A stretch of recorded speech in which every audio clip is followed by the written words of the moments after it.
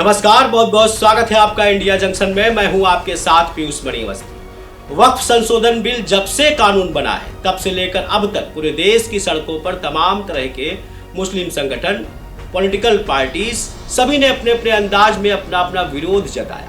लेकिन अब इस बिल को लेकर साउथ इंडिया के किस सुपरस्टार की एंट्री हो गई और इस तमिल सुपरस्टार ने अपनी याचिका के जरिए सुप्रीम कोर्ट में मोदी को क्या चुनौती दी है, दिखाएंगे इंडिया जंक्शन की इस रिपोर्ट में। मैदान में आया थलापति। वक्फ संशोधन बिल को लेकर जहां एक तरफ असदुद्दीन ओवैसी ने सबसे पहले विरोध जताया था, उसके बाद नीतीश कुमार की पार्टी के 21 विधायकों ने इस्तीफा देकर बिहार की राजनीति को हिला दिया और इस बिल के विरोध में असदुद्दीन ओवैसी ने सुप्रीम कोर्ट की शरण ले ली। तमाम मुस्लिम संगठन सड़कों पर विरोध प्रदर्शन करते भी दिखाई दिए।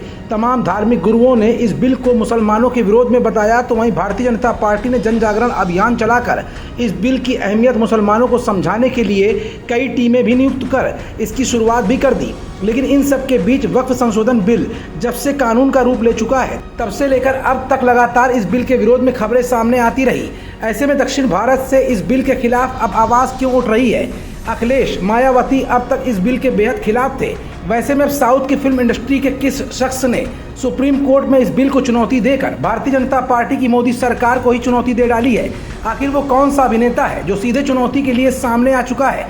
ये चुनौती साउथ इंडिया के फिल्म इंडस्ट्री के लिए अब कौन सी चुनौतियां खड़ी करने वाली है और इस अभिनेता के इस बिल के विरोध में कूदने के बाद मोदी सरकार को क्या मुश्किलें पेश आ सकती हैं? ये कुछ ऐसे सवाल है जिनका जवाब अपनी आज की इस रिपोर्ट में हम आपको दिखाएंगे भी और बताएंगे भी। दरअसल खबर काफी अहम है। साउथ इंडिया के बेस्ट सुपरस्टार थलापति विजय, जो एक मशहूर तमिल अभिनेता और अब राजनीति में भी सक्रिय हैं, उन्होंने वक्फ एक्ट की संवैधानिक वैधता को सुप्रीम कोर्ट में चुनौती दे डाली है। इस कदम के पीछे उनका तर्क ये भी हो सकता है कि वक्फ अधिनियम निजी संपत्ति या धर्मनिरपेक्ष शासन के सिद्धांतों से टकराता है। विजय पहले भी इस अधिनियम को लेकर सार्वजनिक रूप से नाराजगी जाहिर कर चुके हैं। अगर सुप्रीम कोर्ट इस याचिका को सुनवाई के लिए स्वीकार करता है तो इससे देश भर में वक्फ संपत्तियों पर चल रही बहस को और भी बल मिल सकता है। मतलब साफ है कि वक्फ एक्ट के विरोध में अब तक राजनीतिक दलों ने अपने अपने हिसाब से इस बिल की व्याख्या की थी।